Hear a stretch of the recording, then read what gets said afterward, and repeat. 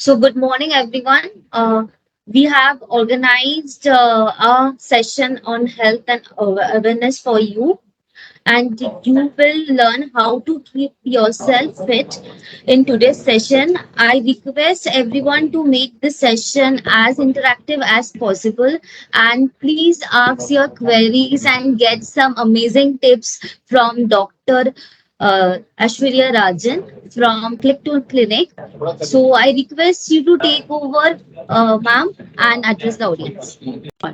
So here I am, like ma'am put a small introduction for me. I'm Aishwarya Rajan, and I'm a nutritionist based out of Delhi with over 20 years of experience, and would like to thank Click Home Health Care for having me over, and would also like to say that such wellness sessions are really of great benefit, and they actually help inform us, motivate us, and rightly put it for us here to probably have things as a thought to be put in our minds, to look at health, look at fitness, and probably I would say with the care that organizations like Delmonte is doing now for you employees here, it actually, I would say, rightly puts us to think that, yeah, not only work, but probably, yes, taking care of ourselves along with work is also as important. So I would like to thank both, like again, I said, Click2Clinic Healthcare and Delmonte here, and which, this is actually giving us a reason to probably look towards not only probably work and look towards, our own selves and our bodies and how to keep us fit and healthy. So going down to probably the topic here, like I said rightly, that I would like to probably cover a small talk on health, nutrition, and yes, a few details like as mentioned on keeping fit, keeping healthy, and a 20-minute kind of a session of looking up with questions and suggestions that you would like to probably ask or take query solving in the end of the session. So to start with, if we look at probably food per se, it is important to understand that food diet, how food and diet have an importance, and would like to underscore the importance of food with respect to our professional and personal life, and how would like to start rather saying that how we probably overlook sometimes, how we probably think that we are very fit, how we think that we are very careful about what we eat, or sometimes we feel that we don't do much, so sometimes we don't just put a thought to what we are doing with regards to what we are eating, or with regards to what we are probably pondering around nutrition per se, because there's so much talked about in I would say in and around us. When we look up our internet page, we'll probably see 101 things about tips about how to keep ourselves well. Some would say eat breakfast, some would say go on a keto, some would say being fit is probably not being bothered much about calories, but some would say tweak your calories. So there's a lot to talk about, there's a lot to think about when you think about nutrition. So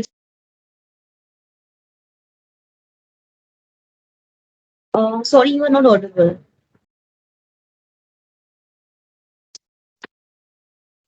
am I audible now? Yeah, yeah, yeah, yeah. Yeah. Okay, okay. So, like I was saying, if we look at food, food is life, right? And there are typically a lot of choices that are available to us with regards to both healthy, unhealthy, and obviously we need to know what the balance is between the two, right? So, the importance and understanding what works for every individual is very, very essential, because we might have jokingly heard people talking that, okay, this person eats this and he feels so good, and taking examples of how people actually have the most unhealthy food, and they feel that they probably are very comfortable, whereas the other individual is literally on salads and eating salads all the time and feeling bloated and uncomfortable all the time. So we feel that what is the right tailor made schedule for one is very, very essential for the person to identify for self, because what might suit you might not suit the other person. So again, going back to the topic of figuring out your schedule your eating plan is very, very essential, that nobody could probably tell you, or you could not probably relate to something that the other person is doing. Yes, you can hear people talk about things that they do, and you could see how well it can fit in your schedule, but the right fit is for you to probably identify and put for yourself and test for yourself. And obviously, people like me come into play then to tell you, okay, if you're really confused about what you need to be eating and how much you need to be eating, you could probably take help there. But going on a shortcut plan, going on, general tips and keeping to that, to manage your health is just not the right approach. So going back to, the main thing which probably is also emphasized on your pamphlet there for you all, which said that knowing what you're eating and how much what you're eating, the main thing that you do here is project management, right? You have to probably just emphasize on how to probably reach to where you are in terms of your stamina, in terms of how you probably put down to the way your body probably just absorbs and assimilates what you eat, right? So, like, I just need to probably take an example here to make things simpler on what I'm talking. Maybe it makes it easier if I probably put this example. We can take probably an example of two people.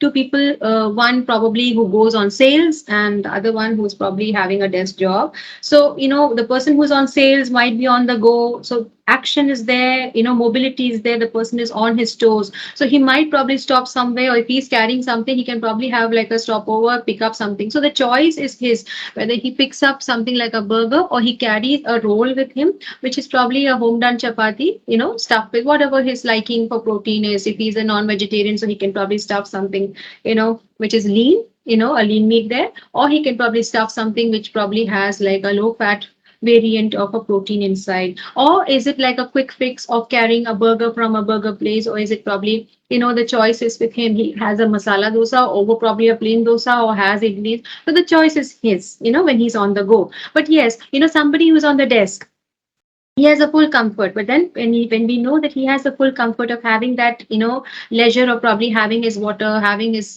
tiffin all by his side, but on what he picks up, like, does he have water, or does he grab a cup of coffee more often, or does he have a fruit, or he probably has like a packet of chips more often, is a choice given to him. So where the difference lies is how you put yourself to your choices. Now, like, if I go back to the example of the person who's on the go, like I said, he has the benefit of, movement. He is on the go, so he has that benefit. Even if he's had a masala dosa, or if he's had a burger in the morning, he is basically on the go. So there is movement to probably digest what he's eaten, to probably, relate to somebody who's sitting on a desk, and if he is having a burger, it might probably take longer for that person to probably metabolize, or, feel lighter, and feel rested by the evening to have a next meal, because he'll probably feel very heavy with the meal that he's had for lunch. So what we need to probably emphasize here for the person sitting on the desk is exercise on the desk. So what are the things that we can do on the desk? So probably slight movement. Maybe he can take a little, excuse of going to the water counter and having a glass of water. So one or two movements there to the water counter. So there's movement. Or probably he makes an effort to keep a fruit in probably the refrigerator compartment, and he goes there to pick up a fruit and comes back. So that gives movement to the person who sits on the desk. And, a person on a go, on the other hand, who has the advantage of exercise, because he's on the go, he's mobile. That person can probably be given a choice of, carrying something as healthy snacks rather than having the liberty of picking up a bag of chips, because he has the liberty of going and buying, going to a restaurant and picking up things, because he has that 1 minute, 2 minutes of a break or a breather in between. He can go and probably pick up whatever he has to snack. So the choice, like I said, is to the person to identify what his limitations are and what his positives are. So, like, if you are a person who is restricted to only a desk job, then you would need to probably make small, think loud choices on what you could probably do, so that you can actually be more in control when you probably know that you can probably slip. So that is one way of looking at it. Okay, so now going back to probably the core, because see, I would not like to probably only speak on the, I would say scientific terminologies around the topic, because I'm sure you all, well, I would say, read through media, throws a lot of details like these. So you would be well aware, but these are like small pointers which I'll probably like to emphasize, considering day to day, I would say slip ups that we all, unknowingly do. And we can probably try and fix it if we just re emphasize, okay, this is one thing which we can probably do in advance so that we know we are probably more in check. Okay. So that is one. Then going back to saying that, okay, counting calories, like the person who is on the go, the person who's sitting at a desk, how to probably keep a track, how to eat healthy. So we are always thinking about calories, right? We're thinking about how much, what to combine. We're always thinking of what, how much. So basically, when you're thinking about calories or the number is not the only play. Like for example, I just put down, so many of my clients come to me and tell me that, see, I'm going to the gym. I do like these many hours of workout. I work out these many hours in a week. But still, I feel that I'm very uncomfortable. Still, I feel that by the end of the day, I'm not able to sleep well. Still, by the end of the day, I feel I'm burping all the time.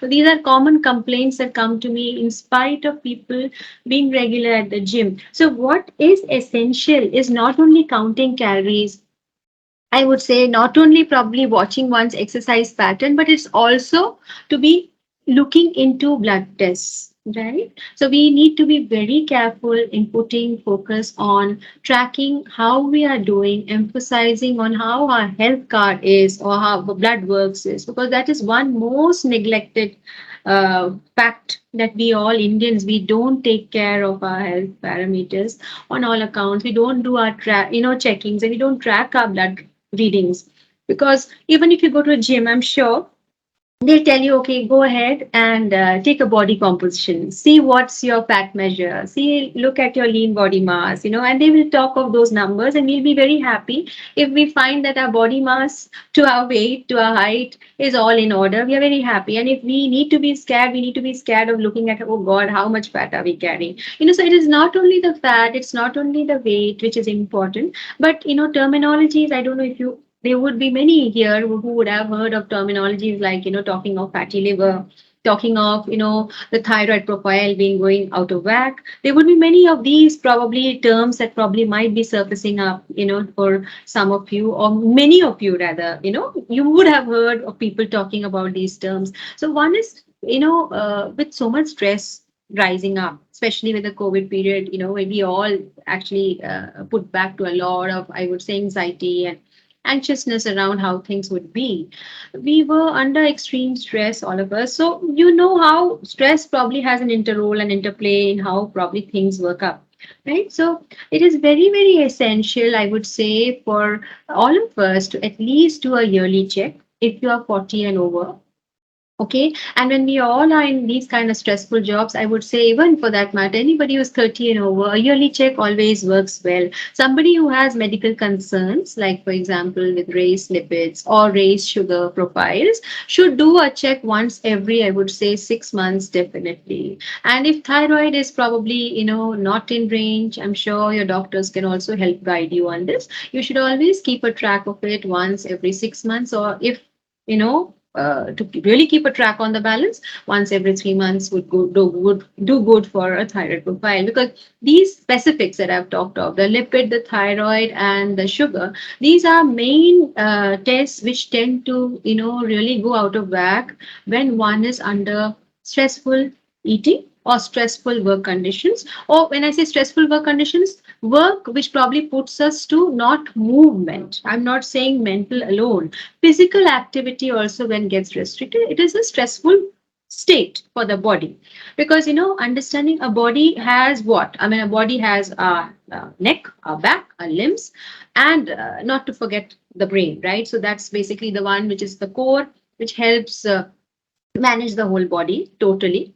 And we should always remember that not only physically but mentally also we should try and exercise the body. So exercise of physical and mental being is very, very essential to keep a body fit and healthy. So how do we keep the brain probably, happy? How do we keep the, see, like sessions like these, I'm sure the company is taking full care and attention. That's why the company especially wants you employees to focus on your health. And obviously health means what? The productivity of you as an individual and the productivity of the company tends to improve. So, when initiatives like these are put forward, it is in light to help improve not only the whole, I would say, setting of the company, but also in whole your own self.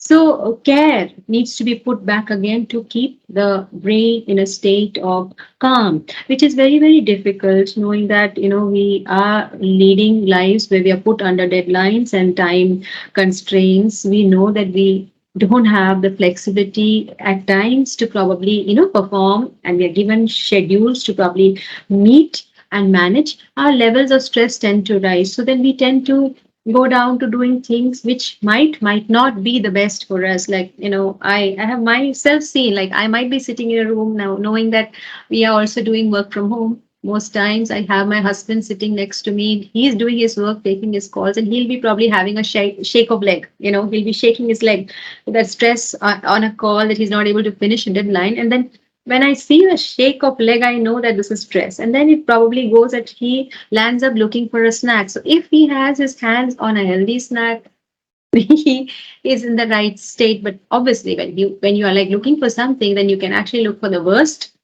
possible in the kitchen, which can probably do the downtrend on how you feel by the end of the day. And obviously by the end of the day, how you probably put it, you don't sleep through the night well, and it gets a carry forward effect. You don't have a good feeling the next day when you get up, and it actually causes a drop in how you should be as an individual while you put your productivity forward.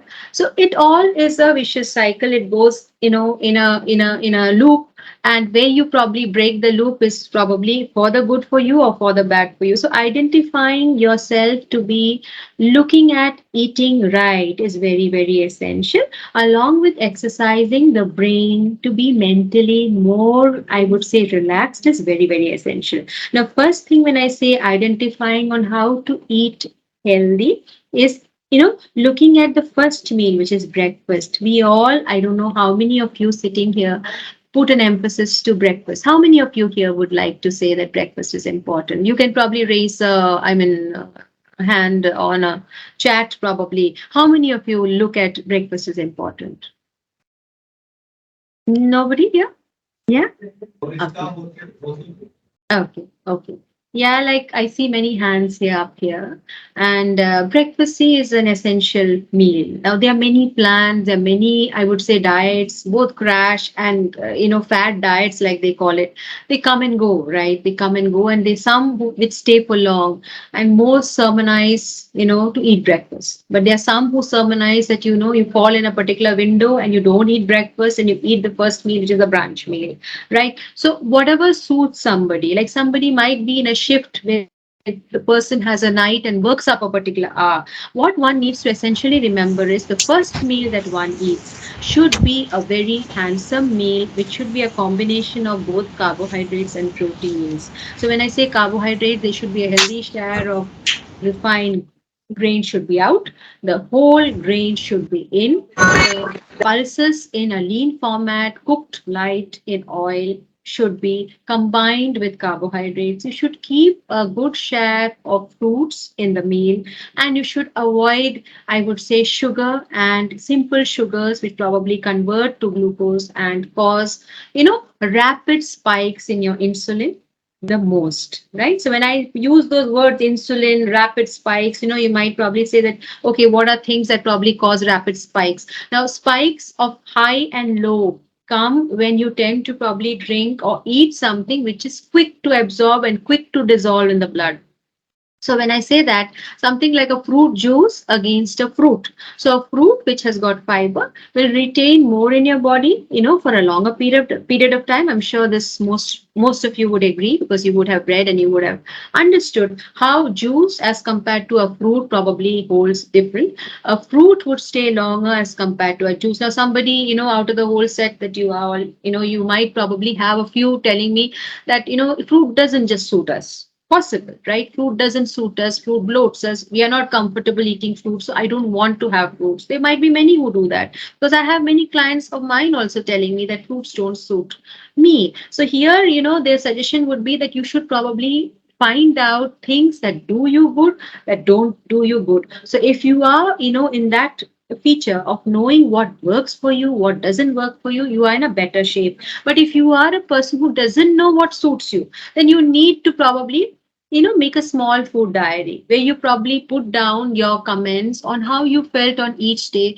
and evaluate it after a week or a 10 days, so that you exactly can pinpoint things that probably surfaced as trouble, surfaced as something which probably was good to make a note. So that way you would probably be able to assimilate data on what foods made you good, what foods left you uncomfortable. So a small food diary by the end of the day is a good idea to probably tabulate what you had in the day, how much of it you had. Like if you probably had like a bag of chips, put a note of that saying that I had to have it. I was at the party, I enjoyed my chips, but I had it. So by the end of the day, by making a note on how you felt, whether you felt groggy in the course of the day, whether you felt very happy and energetic, you can put those small footnotes and evaluate it after a week, 10 days. So actually you will be able to really master up on things that work well with you, that don't work well. And you will probably be your own master at, putting down and telling yourself, see, I didn't feel good with this last time, so I better avoid it because it doesn't suit me. So this is a small note for you all. So probably, as I know you all are very, very, I would say, busy individuals. You don't have even a minute to probably spare at times. You find it very hard to even probably put the day to an end. But still, by the end of the day, before you probably put yourself to rest, I would say just putting a small footnote of how you felt on a food diary is a good way of probably putting yourself to better evaluation.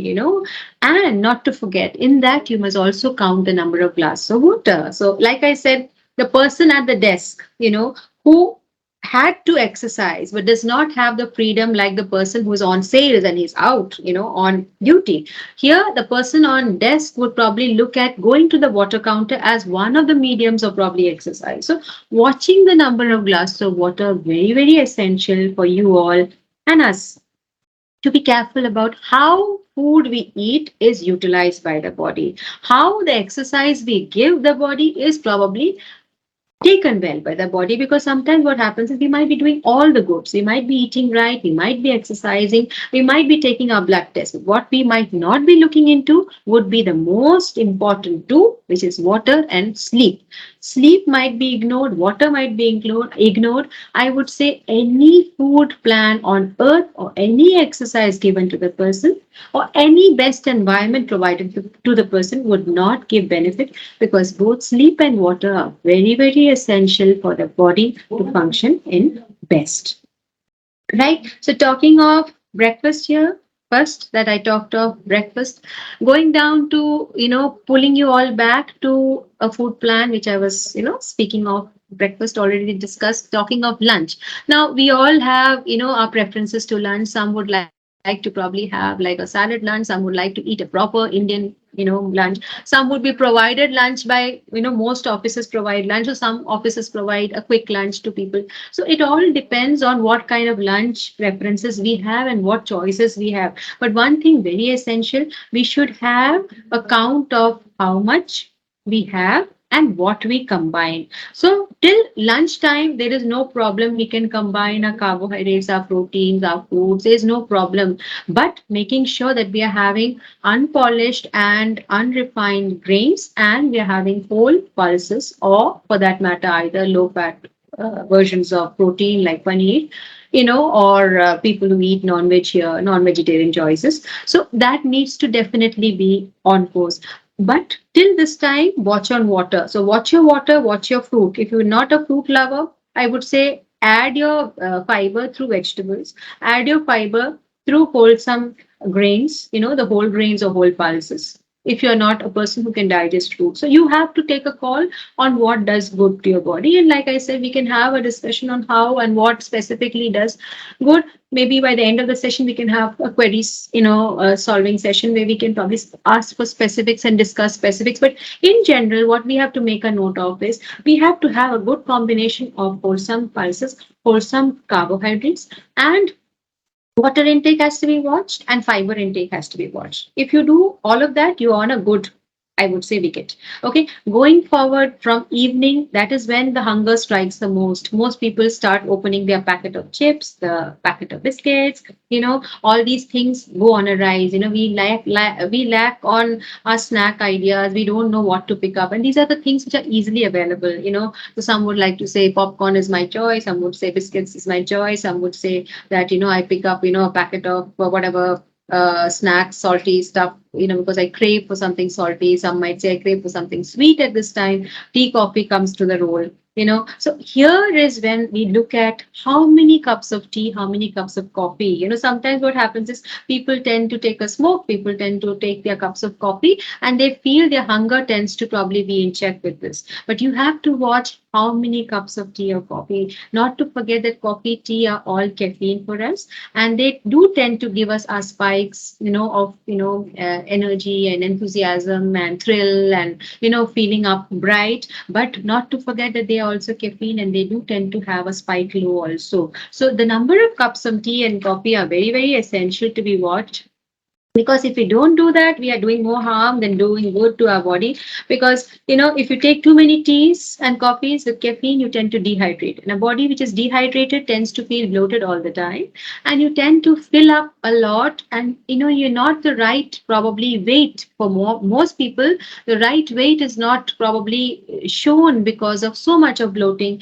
and so much of retention that people tend to have with lack of water and with probably increased intake of caffeine. So caffeine comes to us from lots of different ways. Like, we might not probably think of caffeine sometimes, even looking at, I would say, we might just grab a, bottle of can or a can of probably Coke, or probably, a hard drink or a aerated drink. We don't think about how much caffeine we have unknowingly. Sometimes we do take a lot more. So if we know what are our choices against, like for example, why do people have caffeine? Just to feel, fresh, just to feel, better, stamina wise, or probably mentally charged wise. They want to feel a little spike up in the way they are feeling. So we can look at alternatives to caffeine. Now, if you ask me before I go down to the alternatives on how many cups of coffee, which is essential, 2 to 3 cups of coffee or tea in a day is good.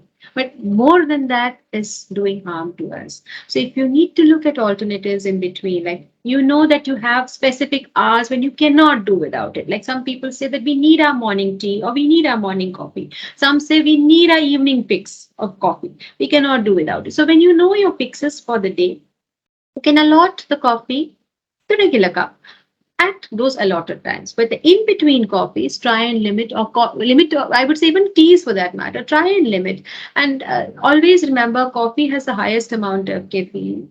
Or even for that matter, an energy drink. Like we go to a gym, we might say, okay, let's pick up an energy drink. We are feeling very low. And even the gym instructor might tell you, okay, why don't you have a coffee shot and come to the gym, because then you'll have all the spunk and energy. Forget the breakfast, have 2 cups of coffee shot and come over. So most people do that, right? But they don't understand that they don't still see the results. Many come to me saying that, I have done 2 hours at the gym. I did my coffee shot and I went, I did full on energy and I did a lot of pumping, but I just am not losing weight. I'm not feeling like my stomach is all bloated. So the answer here is sometimes what coffee does is dehydrates you totally. And if you've not had the sufficient amount of water or hydrated it with probably sufficient amount of, I would say, fruits or vegetables in the diet, one tends to get really bloated. So one needs to look at alternatives. One should look at decaf options. Decaf coffee is available, so you can look at a decaf option. You can look at herbal teas as, in between drinks when you feel that you are low, you feel like you want to have a cup to rise and make you feel better. You can have like green teas, which are like readily available in sachets, or like tea bags are available. You just need to dunk it in hot water. Otherwise, you can also look at alternative options, like you have, infusion bottles nowadays available. I'm sure most of you would have heard about these also. This is a very fancy word that runs in the markets nowadays, that, we are buying infusion bottles, where you have these bottles, fancy bottles carrying herbs, carrying leaves. You can actually make your own drinks and carry it to work. And you can actually have these to probably help make you feel light, feel fresh, feel full on energy, and yet not take the brunt of, burning yourself out with so much coffee. Right. And going back to, another very important topic, which is like I've taken a part of it actually with exercise, and how exercise is essential for people who are both on the go and people who are at the desk. Now, I didn't cover up for people on the desk, with exercises. It gets very, very difficult for people who are on the desk as to how they should probably look at essentially exercise, because it becomes very hard for somebody on the desk, because somebody on the desk is always, involved to be on the computer and exercising one's brain more than physically. So for this, I would say we could all keep a small kit handy. Now, when I say a small kit handy, this would be maybe on a weekend when you have a little time extra. You can prepare a small kit where you probably have like a stress ball. Okay. Now, these stress balls, which are very easily available, I think required to be kept at each one's desk now, with so much stress that we handle. So, the stress ball could be one way of releasing one's stress. So you can actually play the ball, you can squeak the ball, you can throw the ball in between. That is hand movement. Okay. So, gently raising one's elbow, up and down, and holding the shoulder, side twists, and, helping exercise the neck area, the back, gently using the chair as a medium, and probably standing up and probably doing a couple of squats using the chair as one of the mediums, could be a small way one could take out odd 5 minutes in the day, at short intervals. Like, I know when time is short, you don't have the time to even get up from a desk to pick up a glass of water. But, whenever you have the time where you have 5 minutes, taking a call sometimes, while on a walk, it is also a good way of probably taking away from putting down to exercising some steps there. Like nowadays we talk of steps, right? Most gadgets talk of a 10,000 step for a day kind of a principle. So trying to put down, the works of doing something which we know, we have stored it in our brain. We know mentally that we are supposed to cover 10,000 steps. What to do? I'm sitting and I'm glued to my desk. I can't do much. But, taking up the steps, like if you are on a floor, which is say the fifth floor or the 13th floor, so taking a couple of steps and then taking a lift and then taking a couple of steps and going up to the office in the morning, reaching a little earlier or leaving the office, say 5 minutes, if you have with you, taking the steps to, I know it is not the best way of probably feeling the best when you are like all drained and want to just hit the bed, and I'm asking you to probably take say steps and tiring yourself out is not the idea. The idea is to probably grab whatever little that you can within the scope of what is available, so that the body at least exercises, like I said, physically, yes, mentally also. Like I said, the stress ball is very, very stress releasing, stress busting. So that was one. So we keep a stress ball in this kit. We keep some, snacks, like snacks which are like roasted and quick to prepare in the house. Like you can probably make a trail mix. The ones that are available in the markets are all, not all good. Like some of them are good, some of them are not all good. Why? Because they might probably have like some mixed with sugar, some might be laced with sugar solution. So you have to be very, very, very careful about reading the label. The food label is very essential to make a note of, so that makes you aware of what you're putting in your mouth. So if you probably ask me, a quick nut trail is as simple as mixing almonds and seeds, and I would say dried fruits like dates and cranberries and raisins in a proportion of say like a 3:2:1, as simple as that. So if you could probably put that down somewhere, there might be some who might be here who are allergic to nuts and dry fruits, So there could be alternatives to that too, that we can work around. But then this nut trail could be one small, I would say, dry snack, which could probably be put in that box over the weekend when you probably prepare it for the week. So you can probably prepare a bottle of this kind of a mix that it actually goes in handy for you while you're probably at the desk or when you're on the move and you don't know what to have. So that with a herbal drink will be a quick fix to your hunger when you have like short hunger spurts, like you are like so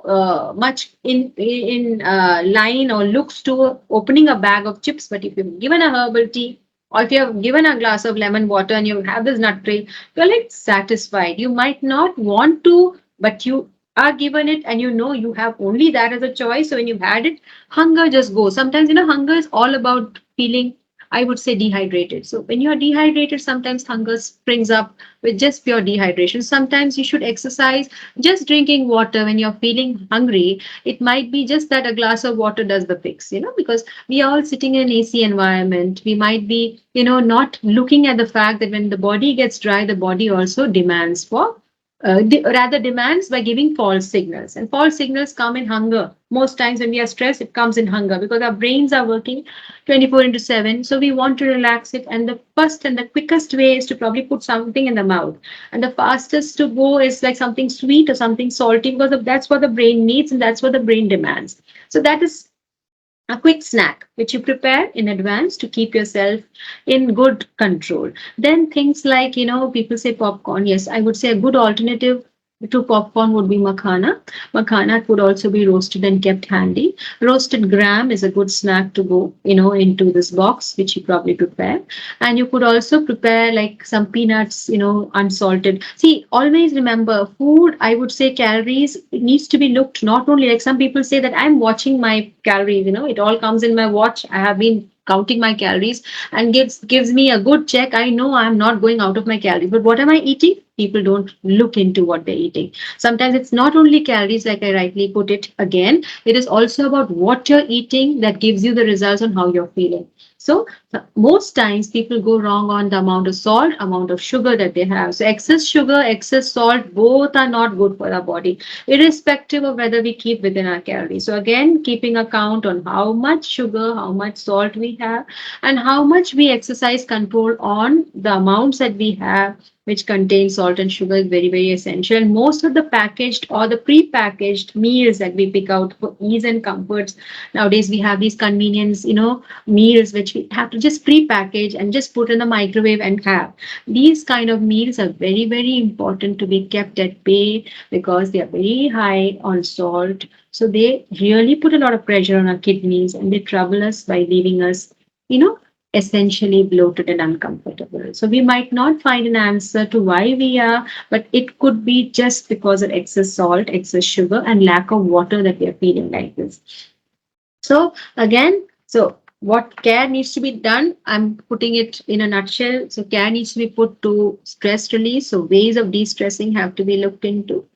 Finding ourselves to putting our snacks in check, a small food diary, keeping a track of what we are eating keeps us in check on what we have to be eating next week also. Like for example, this week we have evaluated our food diary, we know we did like this, so what should be including the next week and what can we do better that we did not do this week is a good way of probably managing our food in a better light. So I have covered exercise, like I said, I covered stress, I covered calories, which is not basically the only thing that we look at, and mentally how we probably let our I would say body look at our food choices is what probably I would like to also cover. I have also covered that. Sorry, I was basically putting that as that.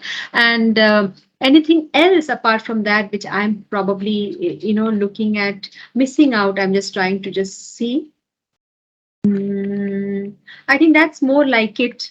Uh, Putting at, I would say, more like it as to what I had to speak on. And if somebody has questions regarding what we probably spoke, please, I would probably put this out to all of you here, that if you have any queries or questions, please feel free to reach out.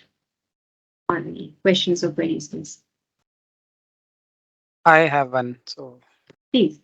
hi, Aishwarya. Thank you for the Hi. session. Just Yeah. one part I noted that it's good to note the things that you are eating, you are comfortable with, and you are not comfortable with, and maybe ruling out the things that we are not comfortable with.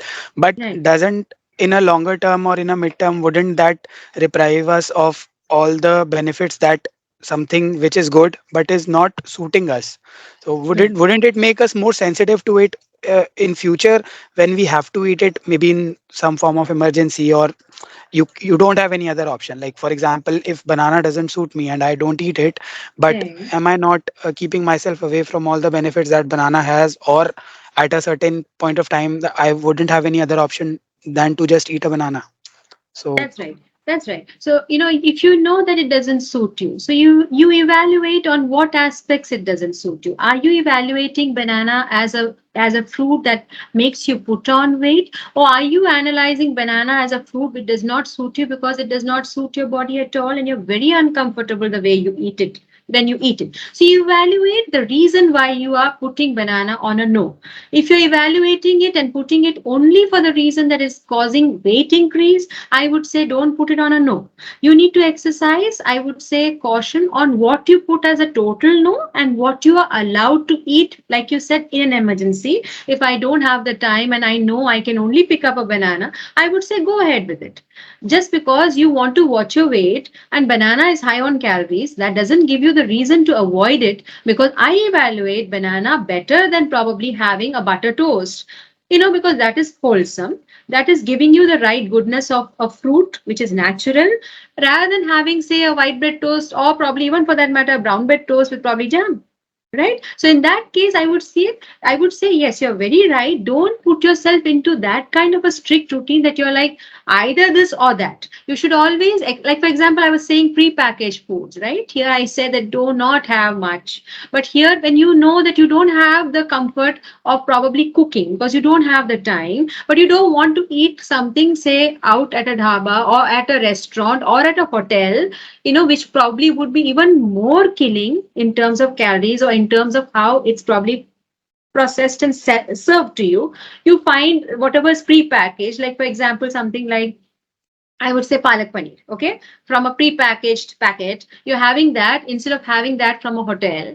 Instead of probably looking at, the pre-packaged, which is high salt. I told you don't have too much of pre-packaged, but as against the quantity, that this much quantity is coming to you, whereas in a hotel, the quantity might go excess. So you evaluate the reason why you're taking this and you're avoiding this. If your reason for avoiding a particular thing or a food is higher as compared to that you're doing for just frivolous things, I would say do not look at it as either or. Look at it as an in between also. It need not necessarily be that you have to avoid something totally because of just no reason in specific that's harming your body.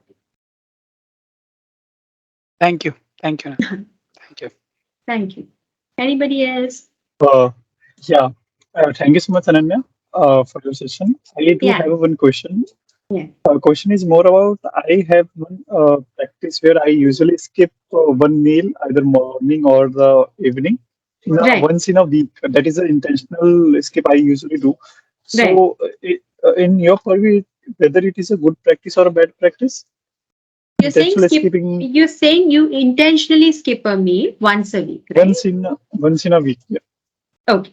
But intentionally, reason for the intention is what here? It's just like that. Let's skip one meal so that I can have a better. We have a one concept of intermittent fasting, so we Okay. usually Okay. don't go for Okay. only Okay. once in a week kind of thing. Once a week. Yeah, that's okay. There's no harm. Like, for example, you need not necessarily force yourself to 3 meals if given the body is not wanting to eat. If suppose you're full, if you're happy with what you've eaten, like, for example, I might say that you have to have a very good breakfast. Breakfast should have carbohydrates, should have protein, should have fruits. But then if suppose your body's capacity to eat from a no breakfast comes to eating only fruits for breakfast. Just an example, if you start with a fruit only for breakfast, just because I say eat breakfast, you must start breakfast, but your body is not used to, suppose, you have to identify your body with what it does well. the most important thing is that any food plan to probably give you the best results would be if the body that you probably are exercising it for has the benefit coming to it with the right things that do well with your body.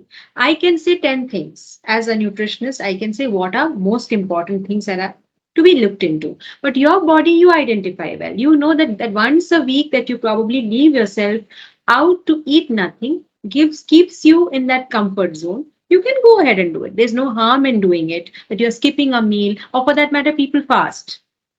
They don't do anything other than fruits. Some might just even do like a water fast. It all depends on what kind of exercise they are doing, both for mental and body. Maintaining the challenge that the body wants to maintain on. Either the brain they want to exercise that control for, or the body they want to challenge. So it is okay. Once a week doing something like that, there is no harm in doing something like that. There's no problem. Rather, that can be looked at a way of detoxing. There's no problem. Anybody else? Thank, thank you so Yeah, much. thank you.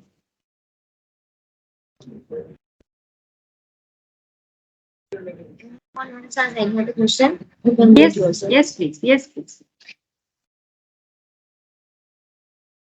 Anybody else with any queries or questions or quick fixes?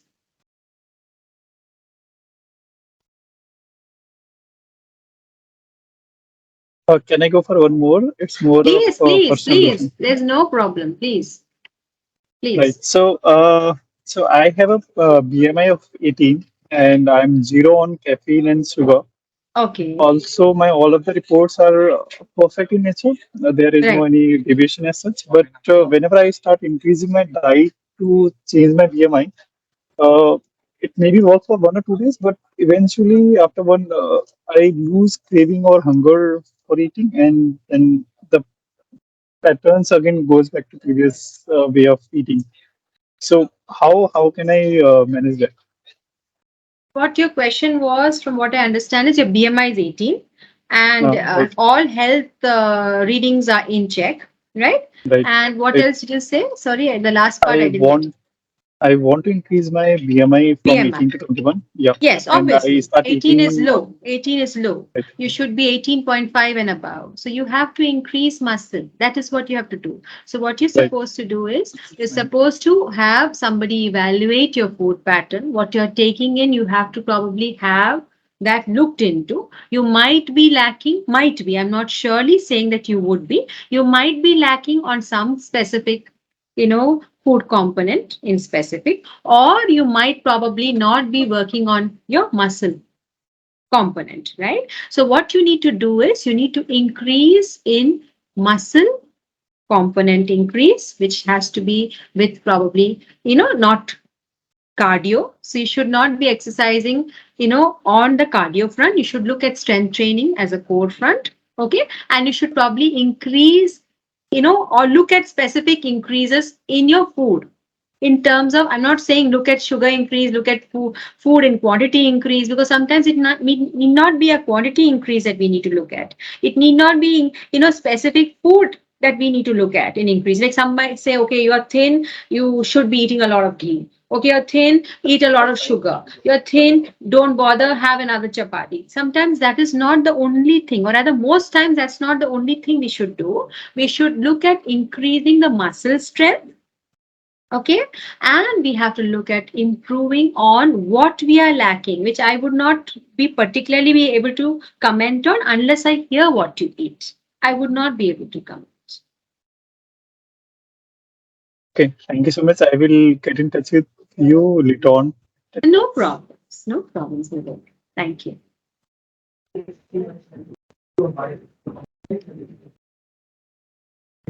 So I have one question. So after Please. following a diet for few days, if we have, so I just want to know how many times we can have a cheat day in a month, or if we have some craving, how Yeah, to avoid that that? is a Yeah. very good question that comes to me most of the times from many of my clients who like to start, but again they need that break, right, with a cheat meal or a day when they eat things that they want to eat.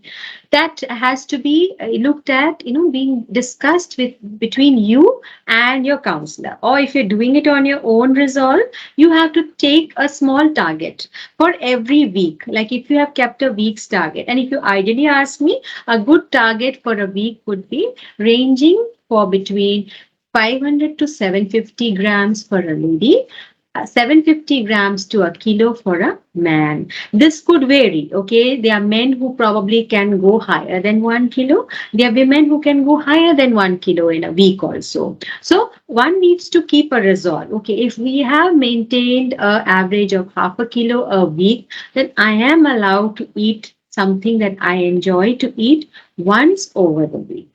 Okay, but that one meal that you eat should not put a downfall to the good control you kept for that one full week. So that one meal should not make you go back one full week. The exercise that you put one full week, it should not go put you back by one full week. So you have to be very careful about what you have in terms of quantity and how much you choose, so that you don't probably break your resolve. Also at the same time, you keep yourself mentally happy, because you're rightly putting it. Sometimes what happens is, when we are doing this, we need to keep our minds happy, because whatever we do, if our mind is happy and just charged to do what we are doing, it just keeps it going in a better light. So we have to keep the momentum by keeping it happy. And these are small ways. Cheat meals are small ways of probably keeping the challenge in. Thank you for answering it. Thank you. Yeah. So, so if we don't have any other question, then we can close this session. Okay. Yeah. Thank you so much, Dr. Rajan, for giving us amazing tips and wonderful insights. So we will again host you again for any other session. Thank you so much, and thank you everyone for joining in. Thank you Have a so much great for day. having me here. Thank you Yeah. so much for patient hearing, I would say. Thank you so much. Thank you. Thank you. Thank you. Have a Bye. great day. Yeah. Thank you. You Bye. too. Bye. Bye. Bye.